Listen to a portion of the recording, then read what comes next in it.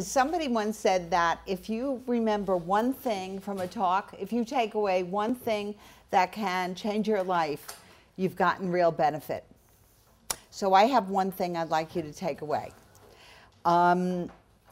Edward G. Robinson once said that sitting around and waiting for the cameras and having the makeup on was why he got paid. The acting he would have done for free.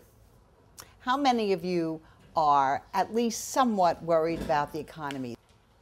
Okay, all of us. So what is going to get us through? What is going to get each one of you through? The word is passion. The word is doing something that you would do even if they didn't pay you. And don't tell that to the people who pay me $100,000 to do a ghostwritten book. That's our secret. But I would write books for other people for nothing because I love to tell great stories. That's my passion. How do I do 5 books at the same time? A laser focus, you know, just like this hat. But it's because I love it so much. You have to take your ego out of whatever it is you're going to do in life. It should never be about you. It should be about them. You have your entire lives ahead of you. You are so young and vital, and it's such an exciting time to be alive. How I got where I am, you know, I don't know that I'm any big success, but I do okay, is that one word, I would say, which was unstoppable. I was unstoppable. I was always writing. I write 7 days a week because writers write. That's all I do is write and pitch the media. But there are a lot of people who say they're writers. They want to write a book.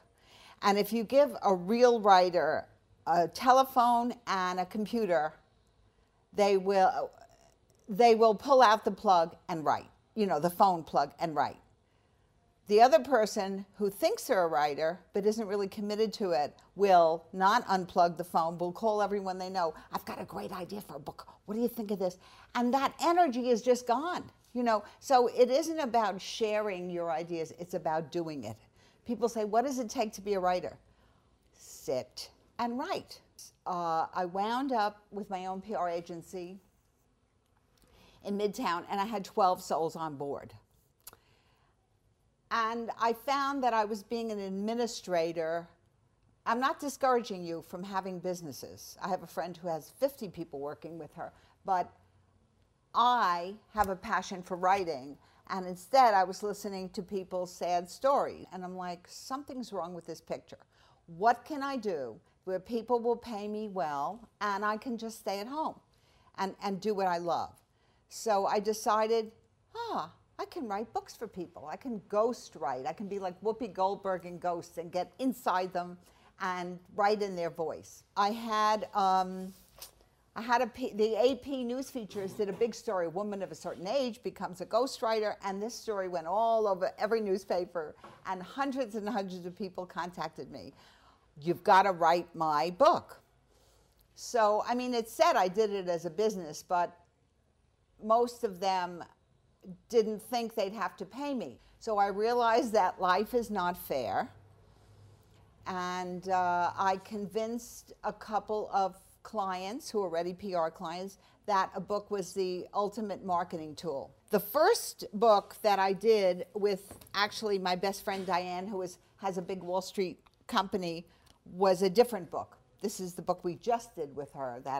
So she made an extra $3 million the first year because when people saw that she was an expert, and I got her on a bunch of shows, the phones started ringing. Michelangelo was once asked, reportedly, it was a while ago, how did you take marble and turn it into, that beautiful statue? And he said, it was easy.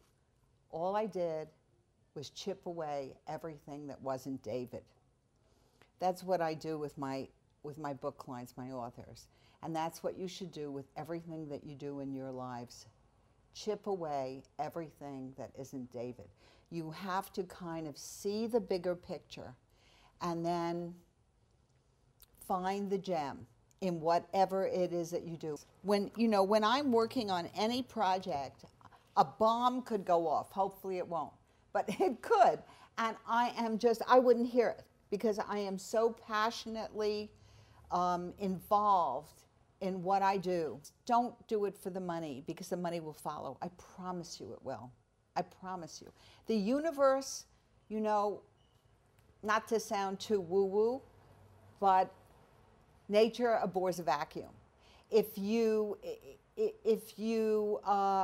leave a space for good things to happen, they will. The other thing I found is to be generous, because the more you give, the more it just comes to you. It just does. Overnight success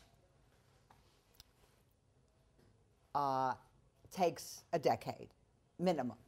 You are not going to be masters overnight.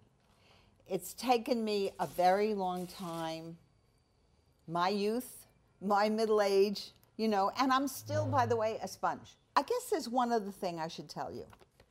Find a mentor. And you know, it's really funny. It doesn't have to be a super famous person. It doesn't have, somebody you admire. It's in the human genome or DNA, as John would say, for people to really want to help each other. I know it doesn't look like that since we're all so busy killing each other all over the world, but people really do have a heart. But I think you should focus on getting a mentor. Get somebody in your field. You know, if you wanted to be an engineer or a computer expert or in communications or writing or whatever it is that turns you on.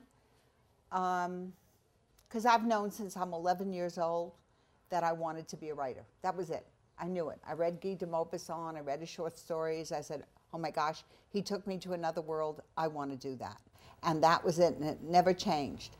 Whatever your passion is, whether you know it now or you discover it, find somebody to you know, let them know what you see about them that is so extraordinary.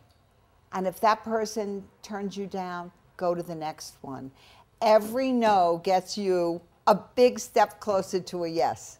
That's how I operate. So I don't take, there's no such a thing as failures. What did Edison say?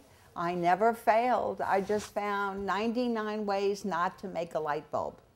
And I'll leave you with that.